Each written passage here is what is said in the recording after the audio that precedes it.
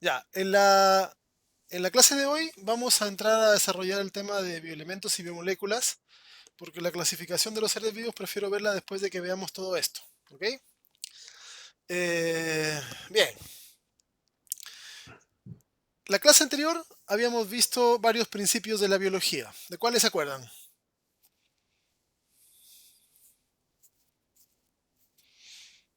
Del orden.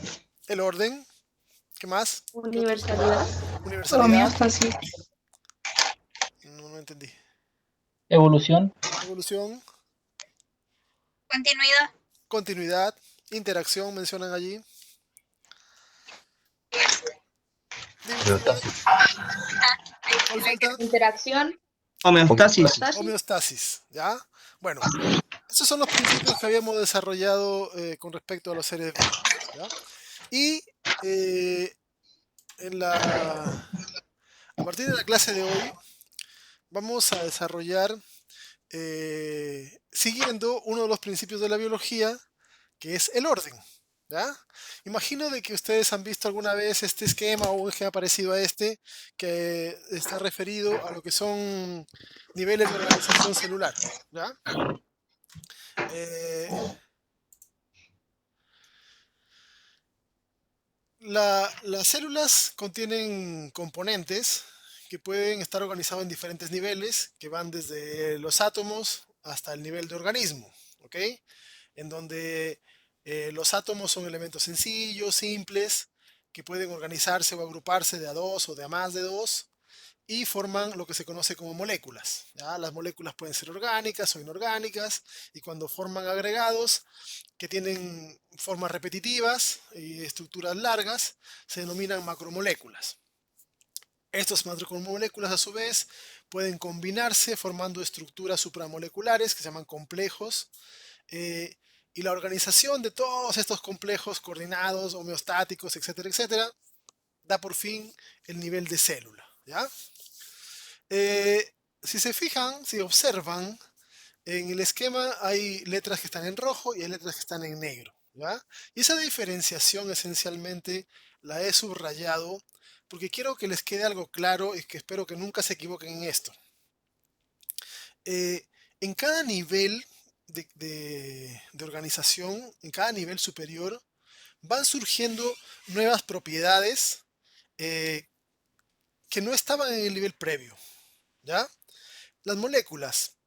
El oxígeno y el hidrógeno tienen propiedades por su cuenta, pero cuando se juntan formando el agua, tienen otras propiedades que ninguno de los dos tenía por separado. ¿Ya? En este caso, la suma de las partes es más, da más que la suma simple de los elementos. ¿Ok? En cada nivel, entonces, van surgiendo nuevas propiedades. Dentro de todas las propiedades que van surgiendo, estas se llaman propiedades emergentes, ¿ya? Que aparecen en cada nivel. La propiedad más importante es la que surge entre los complejos y las células. Y esa propiedad se le llama vida. ¿Ya? Y espero que jamás se equivoquen cuando se refieran a los elementos que están bajo ese nivel y arriba de ese nivel para considerarlos o no como vivos. ¿Ok? No es infrecuente que uno escucha hablar a un alumno de que una proteína se murió, ¿ah? O que el DNA está vivo. ¿Ok? Eso no es correcto de decir, porque las proteínas jamás estuvieron vivas, ¿ya? Y el DNA jamás se va a morir porque nunca estuvo vivo, ¿ok? La vida surge a partir de las células, ¿ok? Eh, pueden decir que una molécula es orgánica o que es inorgánica o que una molécula se degradó, ¿ok?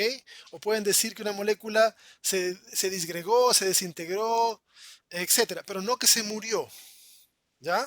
Entonces, quiero que hagan que recuerden eso, ¿ya? Para que no estén mencionando y confundiendo el término orgánico con el término vivo, ¿ok? Bien, eh, habiendo hecho esta aclaración, vamos nosotros a trabajar desde el nivel de átomos hacia arriba, viendo cuáles son las características de los principales componentes celulares, ¿ya? Y qué es lo que le aportan a la célula, cuáles son sus funciones, etcétera. ¿ok? Así que vamos a empezar con, con este nivel que es el nivel más básico. Bueno, asumo también de que ustedes a esta altura de su vida saben de que existen elementos subatómicos, ¿ok?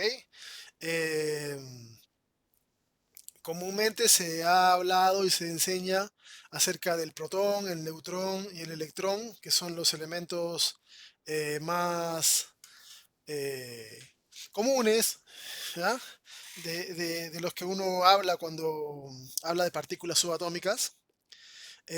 Pero existe toda una familia grande de otras cosas más, ¿ya? Todos los bosones que son de varios tipos, los positrones, ¿ya?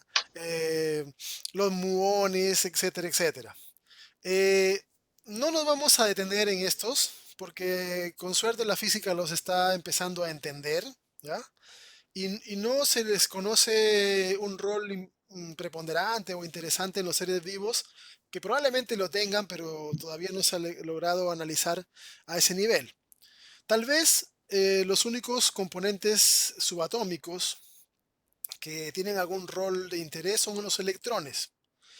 Vamos a hablar más adelante acerca de las cadenas de electrones, eh, cómo se utilizan ese movimiento eléctrico para generar trabajo, energía, etcétera, ¿ya? Pero de manera general, el resto de los elementos subatómicos no lo vamos a considerar. Un par de curiosidades. Eh, los átomos son estructuras que son esencialmente espacio vacío, ¿ya?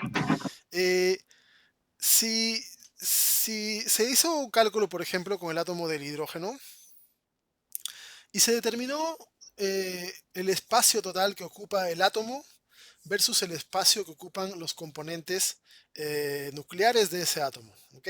En el caso del hidrógeno, los componentes del núcleo son un protón y un neutrón. ¿Ya? Y el ejemplo que se daba, solo lo determinaron científicos del MIT, eh, es que si nosotros pudiésemos agrandar un átomo del tamaño de una cancha de fútbol, ¿ya? Si todo el átomo fuese más o menos del diámetro de una cancha de fútbol, el tamaño del núcleo de ese átomo no sería más grande que un botón de camisa. ¿Ok? Y los electrones estarían por ahí dando vuelta, bueno, el único electrón del hidrógeno por ahí por el córner, más o menos. ¿Ok? Para que se hagan la idea de cómo es realmente constituido un átomo. ¿Ok? Es todo espacio vacío esencialmente. Pero ese espacio vacío tiene fuerzas. ¿Ok? Los componentes nucleares y los electrones que presentan evitan de que otros núcleos ocupen ese espacio.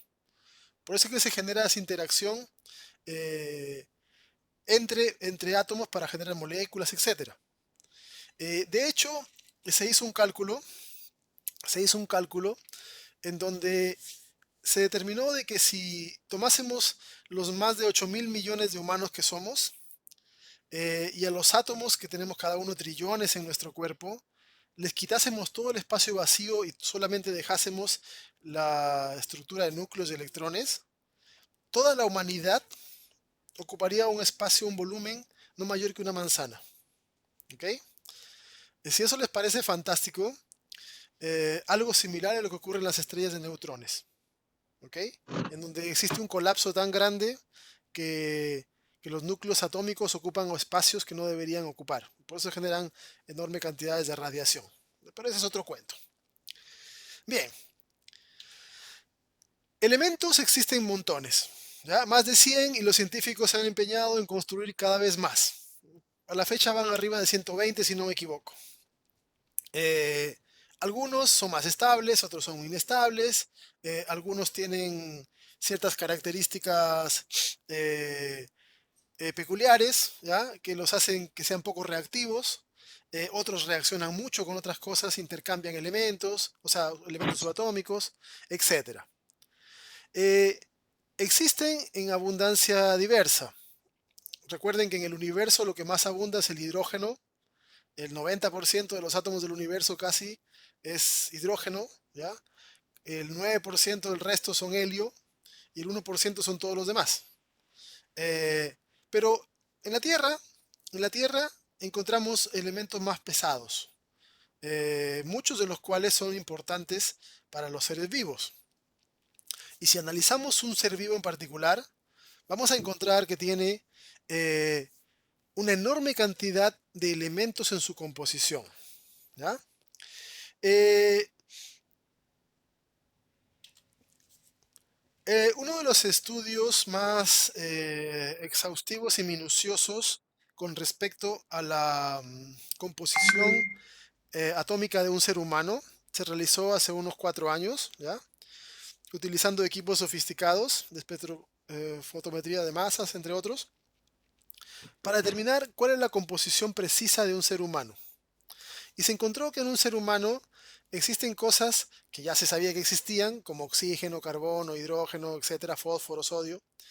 Pero también se encontró un montón de otras cosas que no se esperaría encontrar, como aluminio, ¿ya?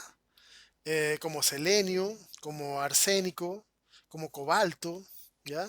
Incluso cosas más raras como uranio, o tungsteno, oro, ¿ya? Radio.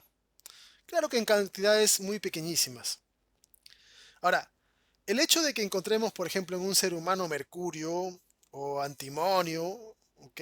O tántalo, no significa de que ese elemento tenga un rol en el ser humano.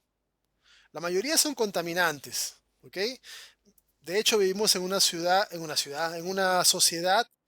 industrializada, eh, una sociedad industrializada que genera una gran cantidad de contaminantes. El solo hecho de que ustedes usen un teléfono ya los contamina con un montón de metales menores, ¿ya? La contaminación es mínima, ¿ya? Como pueden ver ahí son 0,000 algo por ciento, ¿ok? Pero, pero se genera esa contaminación. Entonces, encontramos una gran cantidad de elementos en un ser vivo, pero eso no significa de que todos eh, tengan una utilidad en el ser vivo. Entonces hacemos una diferenciación, ¿ya? Y a los elementos que constituyen a los seres vivos, porque tienen un rol en los seres vivos, les vamos a llamar bioelementos, ¿ya? Y de los ciento y tanto elementos que se conocen, que se han encontrado o que se han fabricado, eh, la cuarta parte, con suerte, forman parte de los seres vivos. Tienen roles en los seres vivos. ¿Ok? Eh, se hacen investigaciones de manera frecuente. ¿Ya? Se estudian nuevos seres en lugares inhóspitos, en lugares raros, en todas partes. Y se va determinando si es que los elementos que pueden contener tienen o no roles.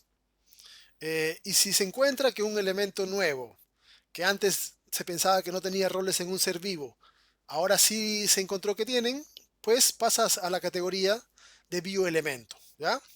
En la actualidad estamos en 28, ¿ya? El último, el último elemento que se ha agregado, eh, que es el bromo, ¿ya? Se suma a la lista de los otros elementos que participan en los seres vivos, ¿ya? Ahora, no todos los elementos, no todos los bioelementos participan en todos los seres vivos, ¿ok? Por ejemplo, en los humanos probablemente no tenemos el selenio como un elemento de utilidad, ¿ya? O el molibdeno, pero en otros seres vivos sí funciona el selenio, sí funciona el molibdeno. Entonces, aquí lo que estamos mostrando es la suma de todos los elementos que tienen algún rol en los seres vivos. ¿Ok? Para que, para que un elemento sea considerado como bioelemento, debe cumplir con lo que se conoce como las condiciones de esencialidad. ¿Ya? ¿Qué pasa cuando uno consume menos fierro de lo normal? ¿Anemia? Anemia, ¿ya? Una de las tantas formas de anemia que pueden darse, ¿ya? Es porque eh, no se tiene suficiente fierro para el grupo hemo de la hemoglobina, no se transporta suficiente oxígeno, al no llegar suficiente oxígeno a los tejidos, no se hace suficiente respiración celular, se produce menos ATP y eso es la anemia, ¿ok? Baja energía en los tejidos. Entonces, una de las condiciones de esencialidad tiene que ver con el hecho de que si uno consume menos de lo que necesita para un elemento, eh, se provoca algún tipo de deficiencia, algún tipo de enfermedad. ¿Ya? Lo mismo pasa si uno consume menos cloro, menos potasio, menos carbono, de cualquiera de los bioelementos, si uno consume menos, va a terminar enfermándose de alguna forma. ¿Ok? Normalmente, si se recupera en la dieta esa ingesta, vuelve a recuperarse la salud paulatinamente. ¿Ya? Eh, a veces la baja en la ingesta no necesariamente implica que la persona se enferme, pero sí puede afectar su ciclo vital. ¿Ya? Por ejemplo, eh, un ejemplo que es más evidente. Eh, los mosquitos, los zancudos, ¿ya? Son todos fitófagos. El hecho de que sean fitófagos significa de que se alimentan de la savia de plantas. ¿Ya? Entonces se preguntarán si son fitófagos, por qué andan picando a las personas o a los animales, etcétera. Eh, lo que ocurre es que la- los ejemplares que pican, que van a conseguir sangre, son todos hembras. ¿Ya? Los machos no buscan sangre. Y la razón es que en la sangre existen algunos elementos que son indispensables para que el mosquito hembra pueda madurar sus huevos. ¿Ok? Entonces, un mosquito hembra podría pasarse toda su vida sin, sin picar a un animal, a una persona, sin conseguir sangre. Se puede pasar toda su vida y no va a tener ninguna deficiencia funcional, pero tampoco va a tener descendencia. ¿Ok? Entonces, hay algunos elementos que no te afectan tanto, pero que igual te impiden cosas de tu ciclo de vida. ¿Ya? En humanos podríamos tener otro ejemplo, el elemento zinc. ¿Ya? Eh, el zinc es un cofactor importante de una gran cantidad de enzimas y de hormonas, muchas de las cuales tienen una alta actividad durante el crecimiento. ¿Ya? Por lo tanto, si un adolescente no consume cantidades suficientes de zinc, eh, puede ver mermado su desarrollo sexual secundario. ¿Ok? Lo cual podría conducir, en el caso de que sea excesivo el, el problema, en caso de que consuma muy poco, de que no tenga suficiente zinc, podría llegar a conducir al hecho de que genere esterilidad. ¿Ya? Entonces, ahí la persona igual va a crecer, igual se va a desarrollar con menor cantidad del bioelemento, pero eh, podría haber mermadas sus posibilidades de dejar descendencia. ¿Ya? Entonces, también es otra de las formas en que se puede entender la condición de esencialidad. Ahora, ¿por qué son esenciales? Porque los elementos tienen que estar directamente involucrados en el metabolismo.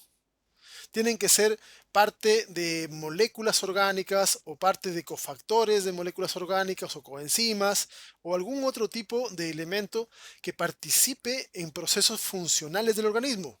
¿Ok? Entonces, tiene que demostrarse de que forma parte de alguna componente que tiene un rol en el organismo. ¿Ya? Eh, si encontramos mercurio en la sangre y el mercurio lo encontramos pegado a la hemoglobina, tenemos que demostrar que el mercurio hace algo con la hemoglobina. ¿Ya? No hace nada. Es un ejemplo absurdo, pero eh, eso es para que entiendan de que no porque en el cuerpo se encuentre un elemento, ya es un bioelemento. Tiene que demostrarse que cumple un rol, que tiene una función. ¿Ok? Y la última condición de esencialidad tiene que ver con el hecho de que eh, el elemento tiene un rol que no puede ser cumplido por otro elemento. Por ejemplo, lo que hablamos hace rato del fierro. ¿Ya? Una persona que tiene anemia por falta de fierro, yo le puedo dar otro catión. El fierro es un catión más 2. Yo le puedo dar calcio, le puedo dar cobre. Todos esos son cationes más 2.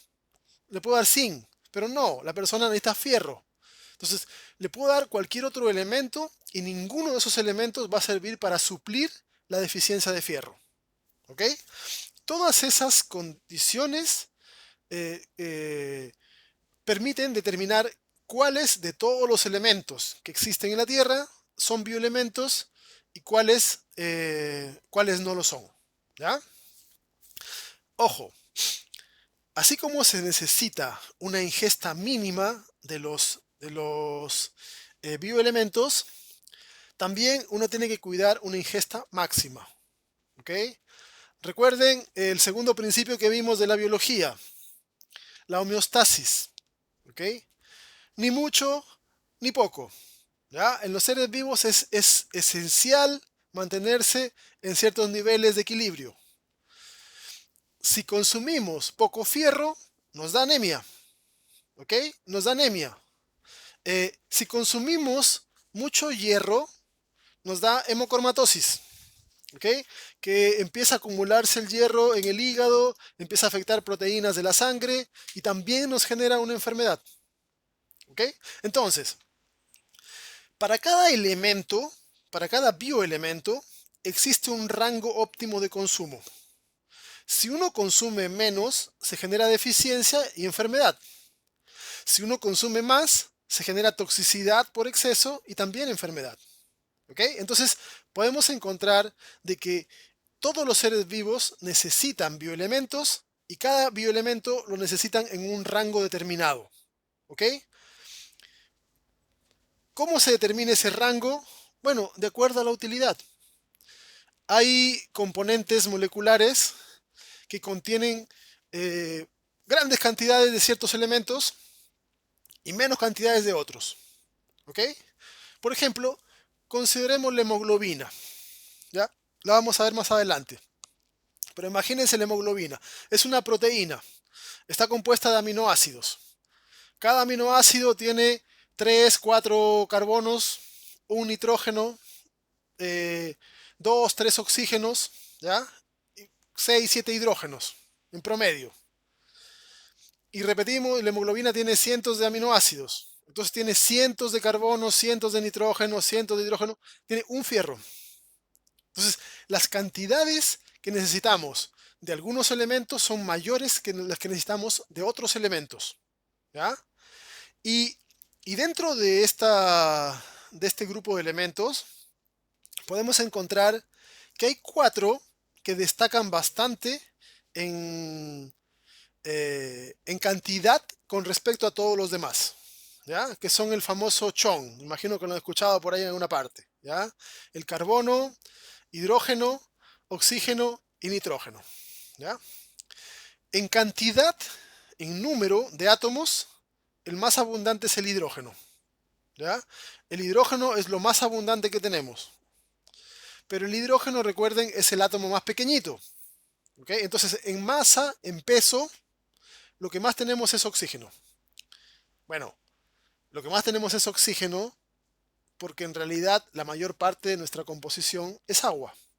¿Ya? Entonces, oxígeno, bueno, el agua tiene un oxígeno y 2 hidrógenos, pero el oxígeno pesa 16 veces más que el hidrógeno. ¿Ya? Entonces, por esa razón es que si ustedes ven el gráfico, van a encontrar que el 65% de su peso, de su masa, está dado por oxígenos. ¿Ya? Casi un 20% por carbonos, casi un 10% por hidrógeno y poco más del 3% por nitrógeno. ¿Ya? Esa es la composición de los 4 elementos más abundantes y que son los más frecuentes en las moléculas orgánicas, que son lo que constituyen gran parte de la masa, dejando el agua, de los seres vivos. ¿Ya? A esos 4 elementos se les conoce como bioelementos primarios. ¿Ya? Bioelementos primarios. Carbono, hidrógeno, oxígeno, nitrógeno. Después tenemos un grupo de elementos que están en cantidades mucho menores. Desde 1 y tanto por ciento hasta 0, y tanto por ciento. ¿Ya? 0,1 a 1,5 más o menos es lo que... Y están, como pueden ver, nombrados algunos allí. Calcio, fósforo, potasio, azufre, cloro, etc. ¿Ya? A esos elementos se les conoce como elementos secundarios. ¿Ya? Están en bajas cantidades, pero son cuantificables de manera no tan complicada. ¿Ya? Y después tenemos un montón de otros elementos que están en cantidades tan pequeñas que normalmente, cuesta determinarlos. ¿Ya? A ese grupo, de elementos se les llama bioelementos terciarios o también se les conoce como oligoelementos de manera más común o elementos traza. ¿Ya? En química ustedes van a aprender que la palabra traza se refiere a algo que se puede detectar pero no se puede cuantificar. ¿Okay? Es decir, se sabe ahí, pero hay tan poca cantidad que no se puede determinar cuánto es exactamente lo que hay. Bueno, con los equipos actuales ya se puede, ¿ya? Pero hasta hace poco era difícil determinar esos elementos. Entonces, tres tipos de bioelementos: primarios, secundarios y oligoelementos. ¿Ya? Los primarios son cantidades grandes, los secundarios cantidades menores y los elementos traza cantidades ínfimas, muy pequeñas, ¿ya? Que cuesta determinar exactamente cuánto hay de cada uno en un ser humano. De todos los elementos que forman a un ser vivo, hay uno que destaca, ¿ya? Hay uno que destaca porque tiene una gran cantidad de características que, eh, que lo hacen ser un átomo peculiar, tan interesante, que incluso antes a la química orgánica se le llamaba la química del carbono, porque todas las moléculas orgánicas tienen como base a este elemento. ¿Ya? Tiene varias características. Eh, Tiene 4 electrones desapareados en su última capa, puede formar enlaces covalentes, forma cadenas repetidas, se combina bastante, forma enlaces dobles. Vamos a ver cada una de estas características que están acá relatadas con un poquito más eh, de detalle, ¿ya? Primero, el carbono forma 4 enlaces, ¿ya? De los 4 átomos principales que habíamos visto que son los más abundantes del chon, nos encontramos con un detalle interesante. La capacidad de formar enlaces covalentes está dada por el número de electrones desapareados en la capa más externa que tiene el átomo que estamos analizando. ¿Ok? Entonces, desde ese punto de vista, el hidrógeno tiene un solo electrón desapareado. De hecho, tiene un solo electrón. Por lo tanto, forma un solo enlace. ¿Ya? Entonces, con el hidrógeno no se puede construir gran cosa, porque forma un solo enlace y no se puede agregar más. ¿Ya? El oxígeno ya tiene 2 electrones desapareados, por lo tanto forma 2 enlaces. Servirá un poco para formar estructuras lineales. Por un lado le podemos pegar algo en este extremo y en el otro le pegaremos otra cosa y continúa una molécula lineal. El nitrógeno tiene 3 electrones, 3 enlaces, ¿ya? Pero el carbono tiene 4.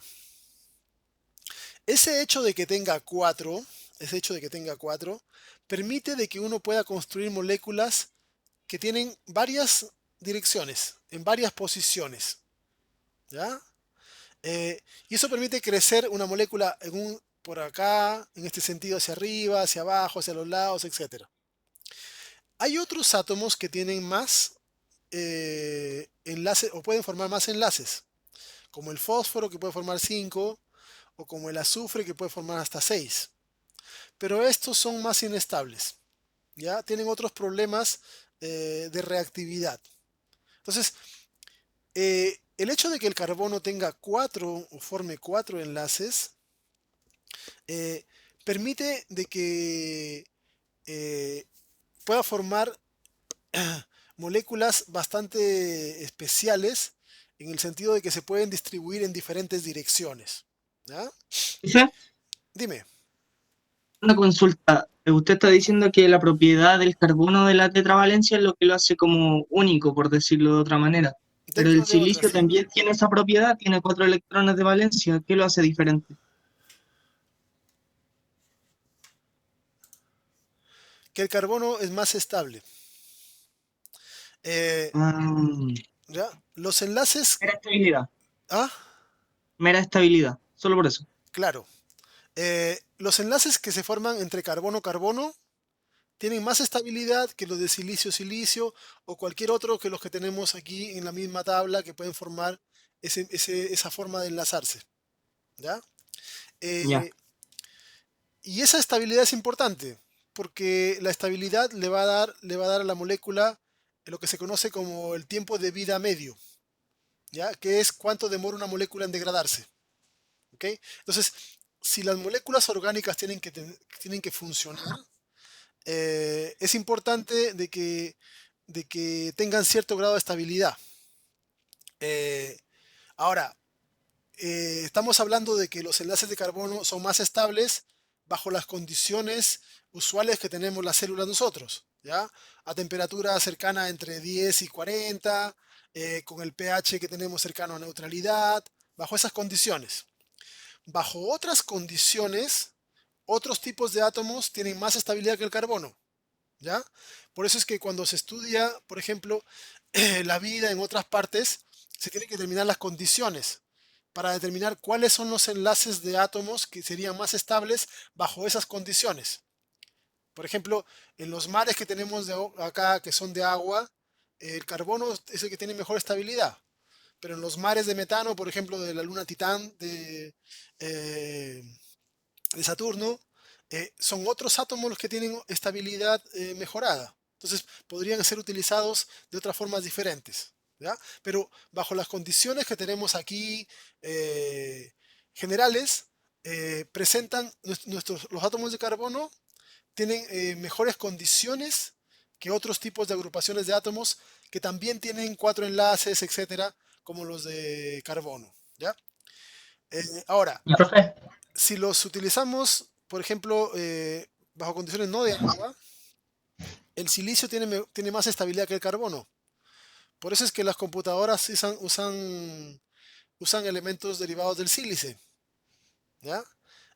Para formar discos duros y un montón de equipos, porque el silicio tiene mejor propiedad cuando no está en contacto con el agua, a diferencia del carbono, ¿ya? Son características interesantes que, que presentan diferentes candidatos para poder ser utilizados como átomos. Por ejemplo, esto se utiliza harto y se ha hecho varios ensayos en lo que es biología sintética. ¿Ya? Están tratando de generar estructuras orgánicas con otras composiciones, con otros átomos, pensando bajo otras condiciones diferentes a las condiciones que tenemos aquí en la Tierra. Eh, Otra de las características que es muy interesante del carbono es la versatilidad de su enlace. ¿Ok? Eh, mm, Esperen un poquito. Quería mostrarles algo acá. ¿Cómo pongo esto en blanco? Me olvidé.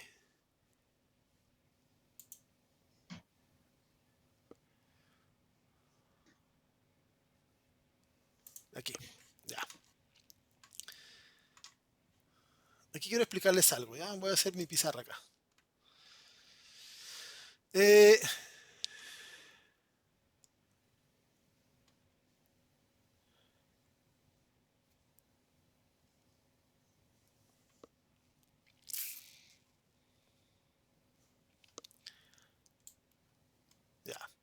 Imagina que tenemos acá un oxígeno, ¿ya? Y tenemos acá un carbono, ¿ok? Eh, el oxígeno puede formar enlaces con hidrógeno, ¿ya? El carbono también puede formar enlaces con hidrógeno. El carbono también puede formar enlaces con oxígeno, ¿ok? Y la forma en la que se van a formar los enlaces tiene que ver con con cómo se comparten los electrones, los diferentes tipos de, de elementos, ¿ya? Eh, el oxígeno, para formar un enlace con el hidrógeno, presenta un electrón acá, ¿ya? Un electrón desapareado en su última capa. Este electrón está dando vueltas alrededor del oxígeno. El hidrógeno también tiene un electrón que está dando vueltas acá, ¿ok? Entonces, cuando se va a generar, o cuando se genera un enlace covalente entre estos, lo que tenemos es que los dos electrones van a pasar ahora a orbitar ambos núcleos atómicos. Recuerden, aquí hay un núcleo, ¿ya? Un núcleo del oxígeno, por aquí está el núcleo del hidrógeno, ¿ya? Entonces, los, los electrones, voy a sacar esto para un lado, ¿ya? Los electrones que antes orbitaban solamente uno de los núcleos, ahora van a orbitar los dos núcleos, ¿ya? Y se supone que las órbitas debieran ser, o sea, debieran pasearse los electrones de manera más o menos equitativa alrededor de los dos hidrógenos, o sea, de los dos átomos, del hidrógeno y del oxígeno, ¿ok? Pero en la práctica eso no es así, ¿ya? El, el- el oxígeno es un elemento electronegativo, tiene una alta electronegatividad, lo cual significa que eh, atrae más electrones o los mantiene más cerca de su zona que otros elementos.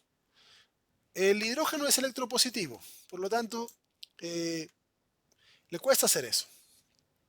Entonces, aquí tenemos de que se va a generar una distorsión, ¿ya? Entonces, los electrones, en lugar de pasearse, así como se mostraba acá, de manera equilibrada alrededor de los dos núcleos atómicos, en realidad lo que van a hacer es dar vueltas todo el tiempo alrededor del oxígeno y a veces se van a pasear por acá, ¿ya? Entonces, más del 95% o más del tiempo, los electrones van a estar girando alrededor del oxígeno y poco tiempo alrededor del hidrógeno, ¿ok? Entonces, lo que va a ocurrir en realidad es que esta región que está acá, esta región va a ser una atmósfera que permanentemente va a tener una carga menos que está ahí, porque el electrón tiene carga negativa, que está ahí orbitando, generando una atmósfera electronegativa. Y en este lado, como el electrón casi ni se pasea, lo que tenemos es que se genera una atmósfera electropositiva, porque aquí en el núcleo del hidrógeno tenemos un protón. ¿Ok? Eso hace de que esta relación entre estos elementos, esta es la forma en que se generaron el enlace covalente, genere una distorsión, ¿ya? Y con ello nosotros tenemos de que cuando se enlaza el hidrógeno con el oxígeno, se genera estas zonas eléctricas, ¿ya? Que permiten de que hayan campos cargados negativos y positivos. ¿Ok? Esto en términos comunes uno lo conoce como polaridad. ¿Ya? Y permite, por ejemplo, entre otras cosas, de que se generen con esto puentes de hidrógeno. Lo vamos a repetir después más de nuevo para que entiendan más claro. ¿Ya? Ahora, el carbono, el carbono tiene por su parte una electronegatividad intermedia. ¿Ok? No es tan electronegativo como el oxígeno ni tan electropositivo como el hidrógeno. Que un elemento sea electronegativo quiere decir que le gusta tener electrones cerca, ¿ya? Electropositivo que no le gusta mucho. Entonces, en este caso, carbono e hidrógeno, cuando se genera una interacción, comparten de mejor manera, comparten de mejor manera los electrones, ¿ya? Comparten de mejor manera los electrones. Y eso hace de que este hidrógeno que está acá no pueda generar interacciones porque no le falta nada. ¿Ya? Están los elementos más o menos balanceados. Con el oxígeno, bueno, el oxígeno igual genera un poco más de interacción, pero igual son más balanceadas. ¿Ya? Entonces, eso significa de que el carbono es una, es una, vamos a borrar todo esto, es un átomo que puede unirse a elementos tanto electropositivos como electronegativos. ¿Ya? Y eso es muy importante, porque el hecho de poder cambiar su estado de oxidación o de reducción es una de las cosas más importantes para poder generar energía o almacenar energía en los enlaces de las moléculas que se van a formar. Vamos a ir viéndolo de a poco más adelante. ¿Ya? Pero esta capacidad del carbono de, por ejemplo, estar unido con un oxígeno, ¿ya?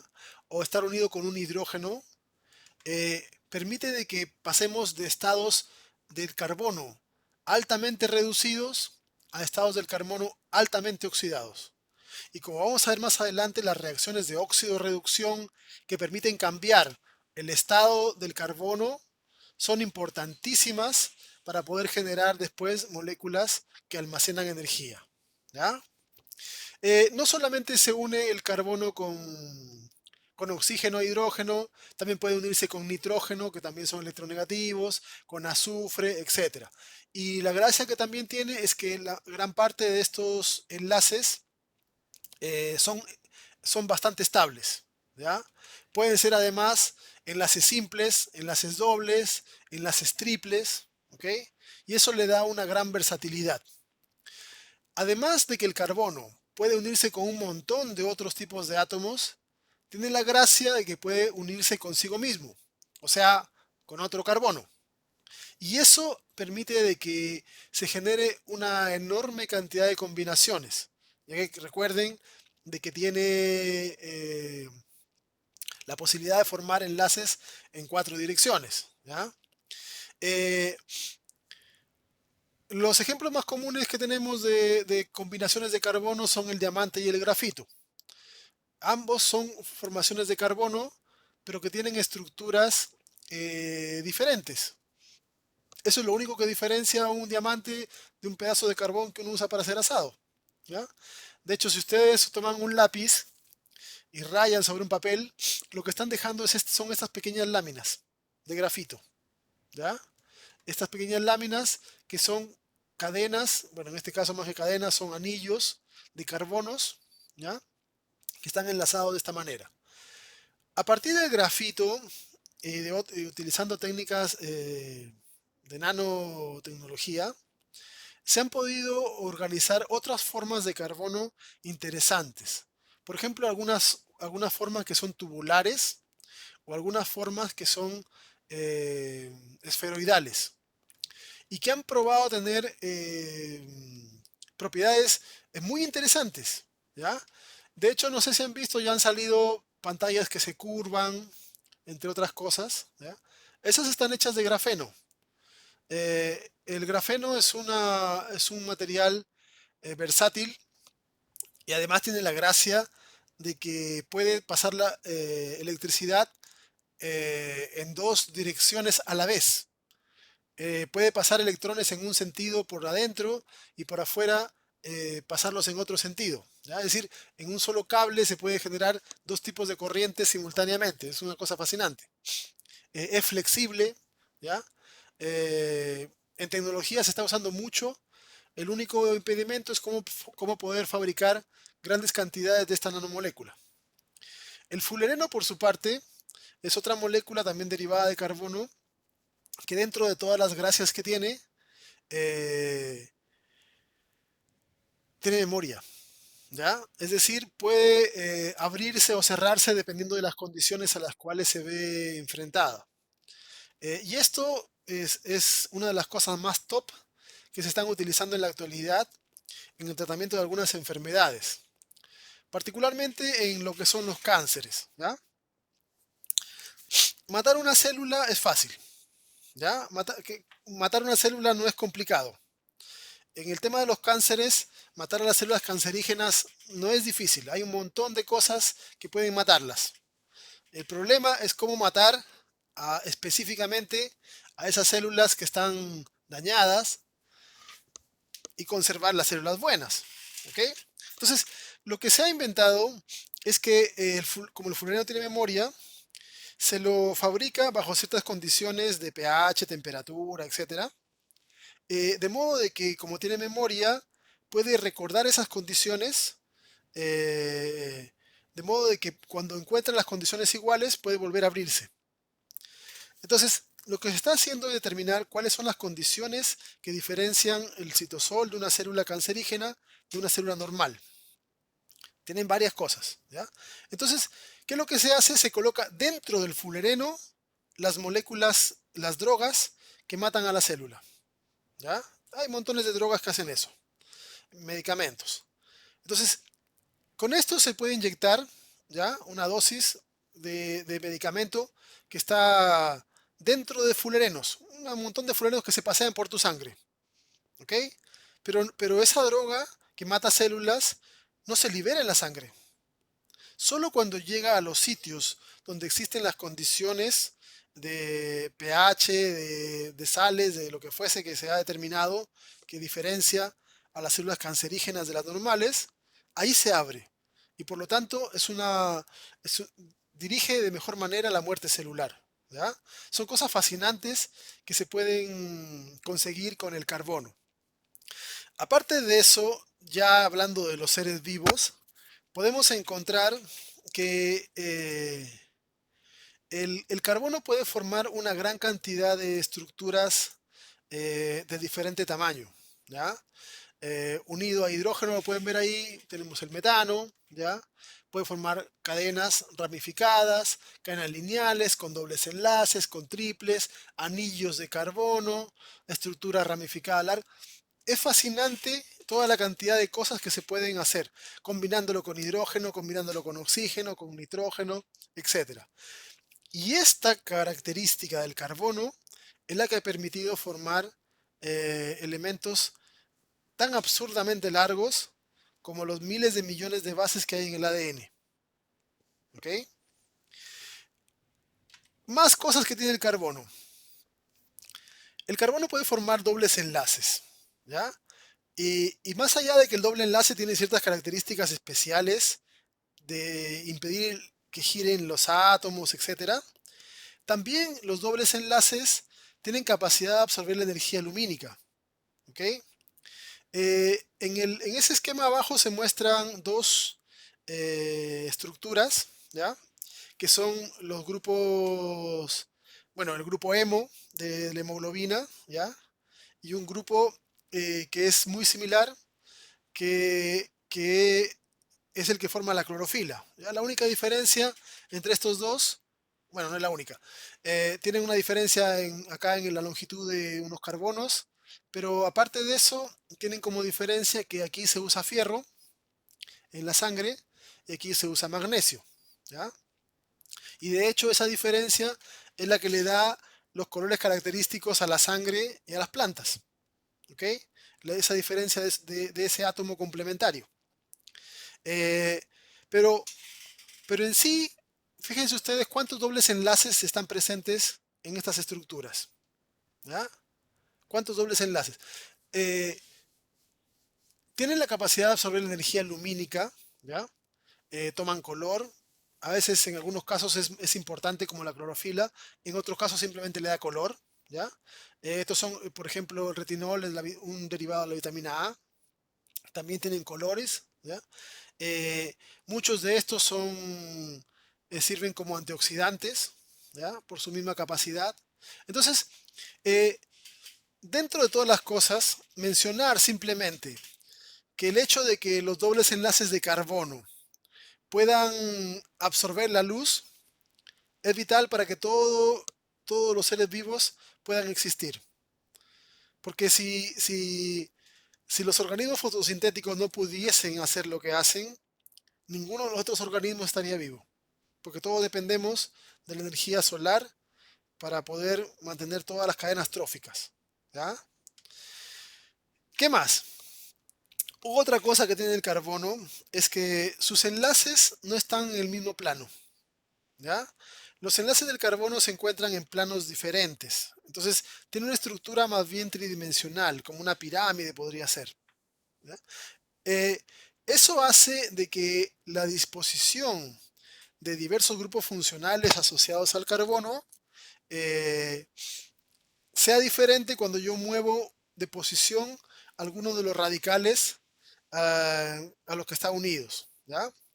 Y eso genera lo que se conoce como la quiralidad, que vamos a hablar después más adelante cuando hablemos de aminoácidos, de los levógiros, de los dextrógiros y cómo radica la importancia que tienen el hecho de que estén hacia la derecha o hacia la izquierda los grupos funcionales unidos a carbono. ¿Ya? En algunos casos es más importante que en otros. Bien, dejando un poco de lado lo fascinante que puede ser el carbono, tenemos que indicar que todos los bioelementos son esenciales. ¿Ya? Unos más, en más cantidad, otros en menor cantidad. Pero todos los elementos son esenciales. Ahí en la fotografía, por ejemplo, se ve una persona que parece de bocio. ¿Ya? El bocio es eh, la, la hipertrofia, o sea, el crecimiento exagerado de la glándula tiroides. ¿Ya? ¿Por qué razón? Porque cuando no tiene yodo, la glándula se hace más grande para producir más hormonas, pero da lo mismo porque no tiene yodo.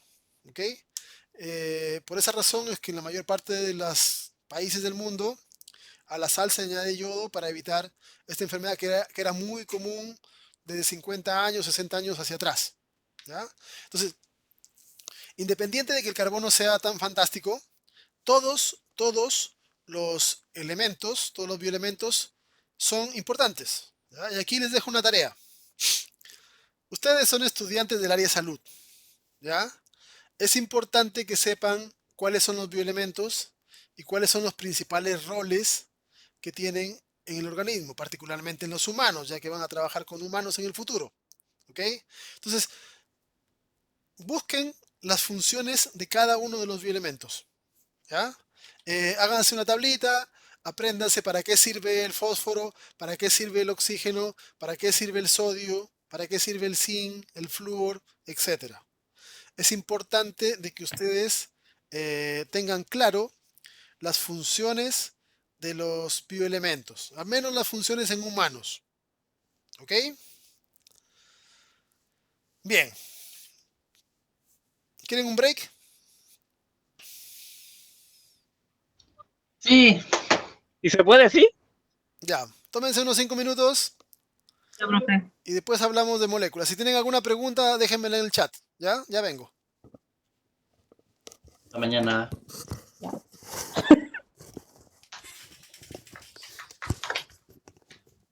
Ahora, ¿cómo le explico que no aprendí nada? Te está escuchando, hermano. Claro.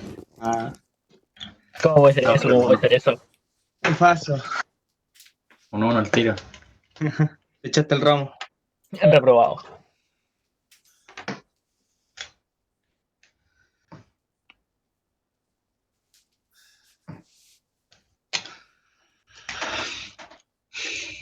Estoy chato de ver átomos. Desde la mañana que estamos viendo átomos.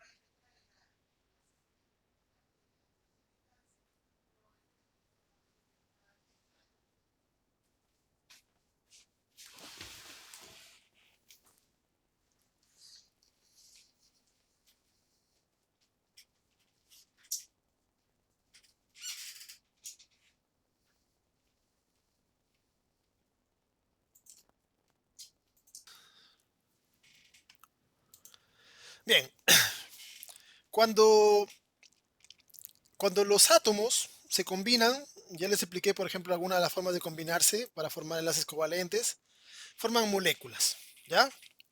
Y las moléculas en los seres vivos se las puede subclasificar en dos tipos, inorgánicas y orgánicas, ¿ya? Eh, las moléculas inorgánicas son más simples, están formadas por pocos átomos, ¿ya? 2, 5, 10 átomos, son elementos estructuralmente pequeños, sencillos, pero la principal característica que tienen es que pueden ser fabricados y utilizados por los seres vivos, pero también pueden producirse por elementos que no tienen nada que ver con los seres vivos de la naturaleza. ¿Ok? Por ejemplo, el agua. El agua es combinación de oxígeno e hidrógeno. Existe hidrógeno en la atmósfera en pequeñas cantidades, existe oxígeno en la atmósfera, ¿verdad? Cuando se genera, por ejemplo, una tormenta eléctrica, un rayo, cuando se genera ese rayo, la energía hace que se combinen átomos y se forma agua nueva. Pero también se puede formar agua en los seres vivos, ¿ya? Cuando uno hace, por ejemplo, respiración celular, termina produciendo agua. El CO2. El CO2 es un desecho, bueno, es una molécula que tiene otros roles más, pero generalmente se lo conoce como desecho del metabolismo, ¿ya? También de la respiración celular y de otros procesos producidos por los organismos. Pero las montañas que son de roca caliza, cuando llueve, al caerles agua, también se combina el agua con el carbono que tienen y se forma CO2, ¿ya? Y así todos los demás, el metano, la sal, etc. Entonces, todos estos elementos que están acá, todos estos elementos, son elementos que cumplen roles en los seres vivos, que funcionan, que son usados por los seres vivos, producidos por los seres vivos, pero además también por elementos de la naturaleza, pueden ser procesados, producidos, etc. ¿Ok? De todas las moléculas inorgánicas, ¿ya? Por múltiples razones, la más importante es el agua. ¿Ok? El agua en su forma líquida. ¿Ya? Aquí hacemos una diferenciación importante. El agua, el agua sólida no le sirve a los seres vivos. Piensen qué es lo que pasa cuando hay heladas. ¿Ya? ¿Qué pasa con los cultivos? ¿Qué pasa con los seres vivos cuando se congelan? ¿Ok? Los cristales terminan rompiendo las células, rompiendo tejidos. Por lo tanto, el agua sólida no es buena para los tejidos. ¿Ya? No es buena para los organismos. El agua gaseosa tampoco es buena para los tejidos. El agua líquida sí. ¿Ya? Eh, el agua se considera como eh, el origen de la vida. Está asociada. Se dice que la vida surgió en el agua. Y de hecho, si ustedes se ponen a pensar, la vida sigue surgiendo en el agua. ¿Ya? Un espermio jamás se une con un óvulo si no es en un medio acuoso. Si no hay líquido de por medio. ¿Ya? Un grano de polen alcanza a formar su tubo polínico y se fertiliza en un medio líquido, en humedad. Las hifas de un hongo crecen en humedad. Todas las generaciones de vida nueva ocurren en agua. Todos los seres vivos necesitan agua para crecer, para multiplicarse, dividirse, etc. ¿Ok? Entonces, el agua es parte inherente de la vida. Es el origen, sigue siendo el origen de los nuevos organismos vivos. ¿Ya? Desde el punto de vista de la humanidad, el agua ha sido tremendamente importante, porque si ustedes consideran todas las civilizaciones grandes y pequeñas han sido asentadas cerca de una fuente de agua. ¿Ya? Es necesaria para el mantenimiento de la sociedad. Y considerando los seres vivos, el agua se considera como un elemento clave en la generación de vida. Por tanto, cuando se busca vida, porque se está buscando, hace rato ya, todavía no hemos encontrado nada, no importa lo que le digan los japoneses, eh, se busca agua, porque en las zonas donde hay, por lo menos vida como la nuestra, ¿ya? Hay toda una rama de la biología que se llama exobiología y que analiza cómo podrían ser las formas de vida en otros planetas que son diferentes, que tienen otras características, que no tienen agua, etcétera, ¿ya? Y podría ser, y es todo un mundo fascinante de formas que pueden generarse.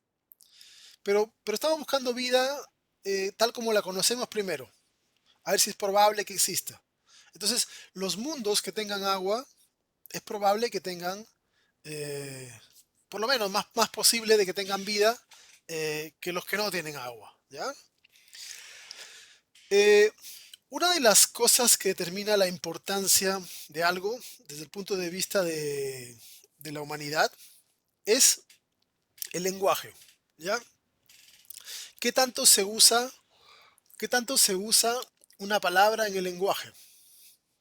Hay algunos ensayos que indican o que estudian la importancia de las cosas en base a la cantidad de frases, dichos, refranes, etcétera, que se utilizan, eh, que se utilizan en, en el lenguaje para determinar la importancia de las cosas. Y el agua es tremendamente importante porque tenemos una enorme cantidad de refranes, de frases que utilizan la palabra agua, ¿ya? Por ejemplo, habrán escuchado el término ahogarse en un vaso de agua, ¿ya? Que significa hacer de un problema pequeño algo más grande. ¿No? O de repente he escuchado el término me cayó con un balde de agua fría, cuando algo nos sorprende no de muy grata manera. ¿Ah? O de repente he escuchado se me hace agua a la boca. ¿Ah?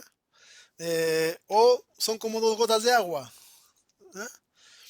Bueno, hay montones de refranes y de frases que usan la palabra agua.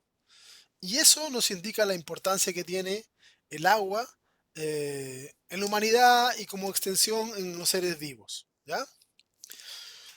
Desde el punto de vista químico, desde el punto de vista químico, el agua es una molécula que está constituida por un oxígeno y dos hidrógenos, pero que tiene cosas raras. ¿Ya? El agua es una molécula anómala. ¿Ya? Es una molécula asimétrica. ¿Ok? Porque imagínense esto. ¿Ya? Imagínense esto. A esta altura deben saber el tema de las cargas, ¿cierto? Las cargas iguales se repelen, las cargas diferentes se atraen. ¿Ok? Entonces yo tengo regiones que son electropositivas, las dos se rechazan, y si son una positiva y una negativa, se atraen. ¿Ok? Los opuestos, la ley de los opuestos, etc. Imagínense un oxígeno. ¿Ya? Un oxígeno, ahí imagínenselo en medio. Y tiene en un extremo, en un lado, ha unido un hidrógeno. Y el hidrógeno tiene una región electropositiva. Entonces, cuando el oxígeno une un segundo hidrógeno que también tiene zona electropositiva, ¿cómo sería lo lógico que ubicase a un segundo hidrógeno? ¿Orientados hacia el mismo lado o uno para cada lado? Uno para cada extremo. Del mismo lado, ¿no? Para que tocaran con el mismo polo.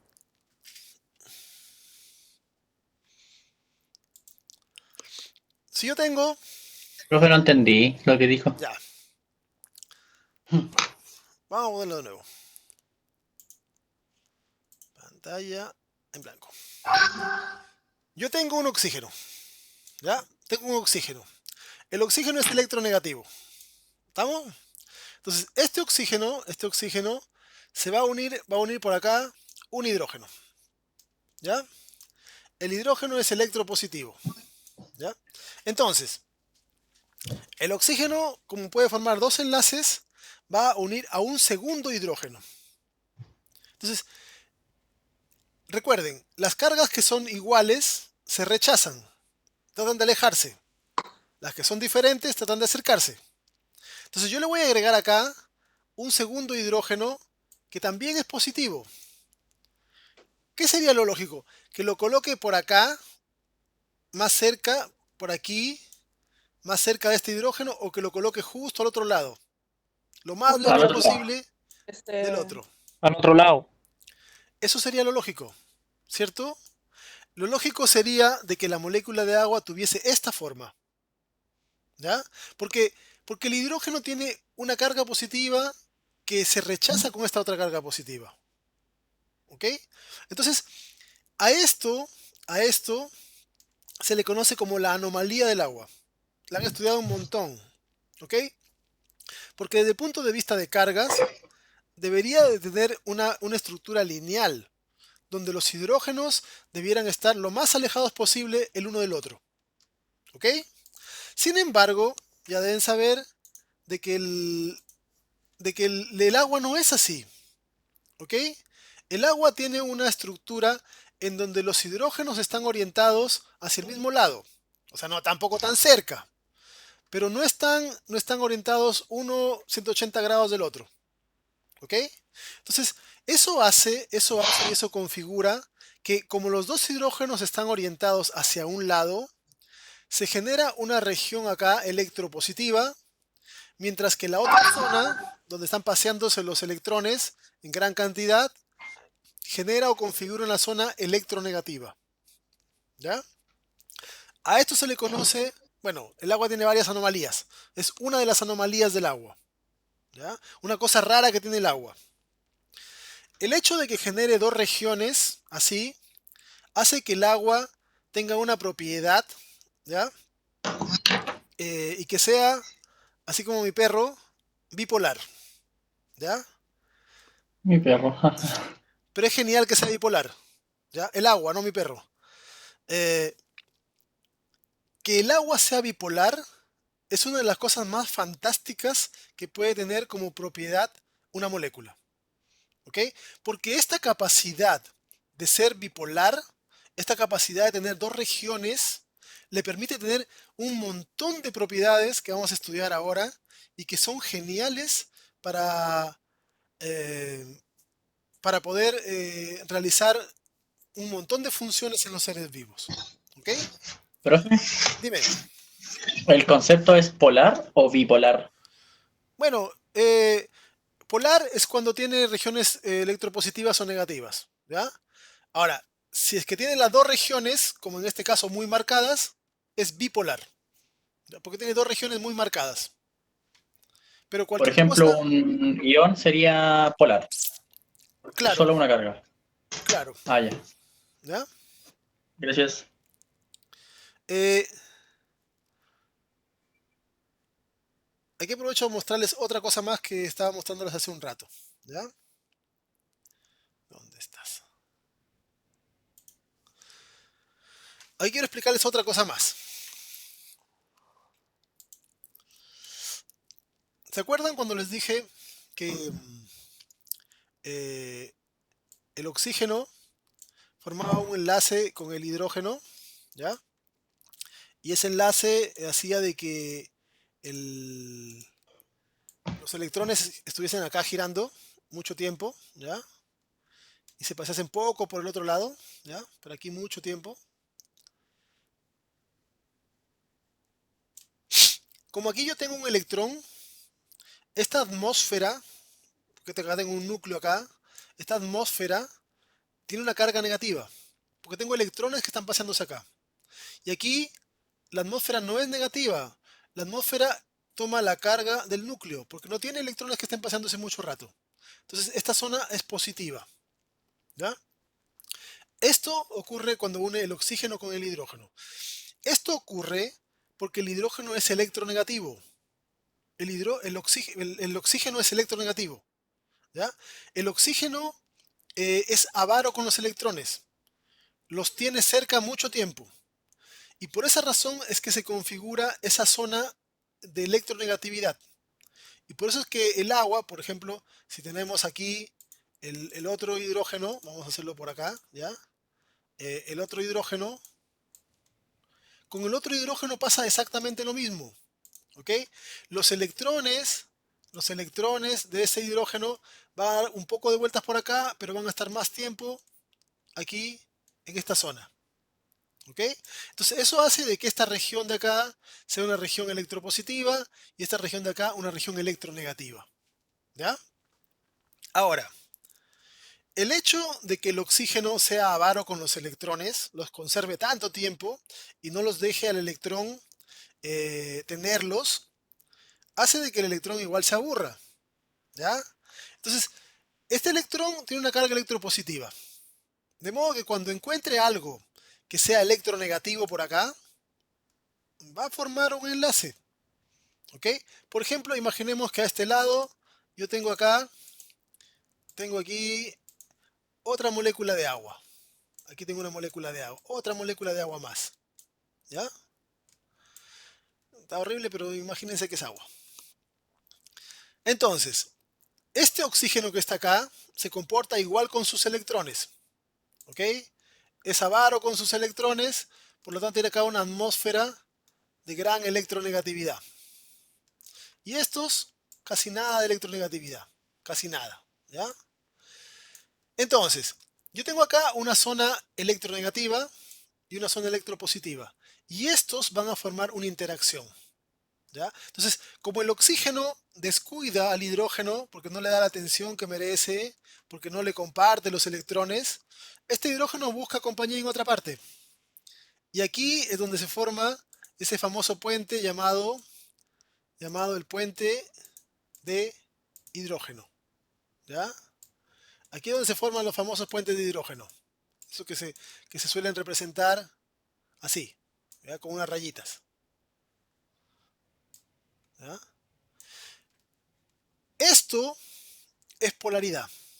¿Ya? Esto es polaridad. Estos elementos, la polaridad se puede determinar por si los hidrógenos son capaces de formar puentes o no son capaces de formar puentes. ¿Ok?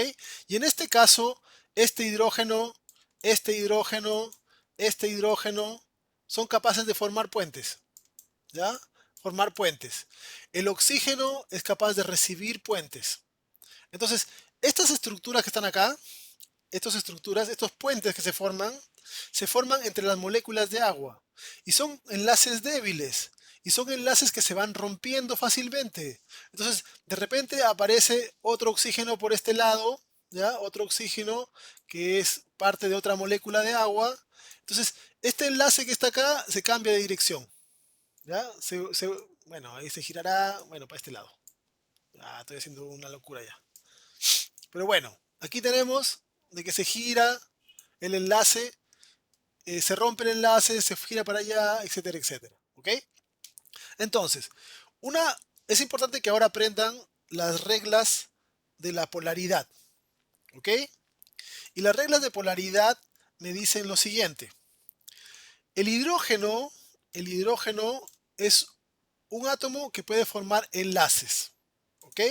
Puentes de hidrógeno. Todas las cosas que pueden formar puentes son polares. ¿Ok? Las que no pueden formar puentes no son polares. Ahora, para que el hidrógeno forme puentes, tiene que estar unido a un elemento electronegativo, como el oxígeno. O puede ser otro elemento como el nitrógeno, o puede ser el azufre, o el flúor, etc. Pero tiene que estar unido a elementos electronegativos. ¿Por qué razón? Porque estos elementos son avaros con los electrones. ¿Ok? Entonces, como no le comparten electrones, este queda desbalanceado y busca compañía en otra parte. ¿En quién busca compañía? En otro elemento que sea electronegativo. Un oxígeno, un nitrógeno, etc. ¿Ya? Cosa diferente ocurre cuando yo tengo un hidrógeno, ¿ya? Que está unido con carbono. ¿Ok? Cuando yo tengo nitrógeno unido con carbono, el carbono no es electronegativo, es intermedio. Por lo tanto, los electrones no se la pasan todo el rato acá, sino que se comparten entre los dos núcleos atómicos. ¿Ok? Se comparten entre los dos núcleos atómicos. Entonces, como el hidrógeno no tiene necesidad de balancearse porque está balanceado con el carbono, esto jamás forma puentes. ¿Ya? El carbono tampoco necesita formar puentes con nada. ¿Ya? Entonces, una de las reglas básicas que tiene que aprenderse de ahora en adelante es que los hidrógenos en las moléculas, cuando están unidos a nitrógeno, oxígeno, azufre, forman puentes. Son zonas de polaridad. Pero los hidrógenos unidos a carbono jamás forman puentes. ¿Quedó claro eso?